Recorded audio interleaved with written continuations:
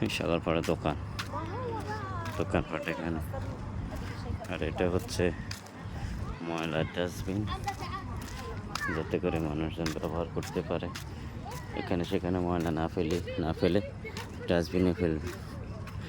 এখানে গাছগুলো অনেক বড় বড় গাছ, দেখুন মানুষজন হাঁটতেছে, বাচ্চারা খেলতেছে।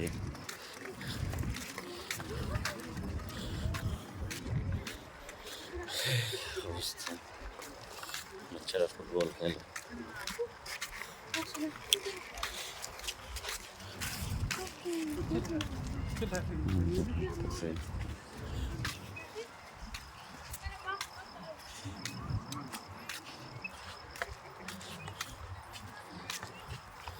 ভালোই লাগে হাঁটতে, তবে এখানে তো অনেক গরম।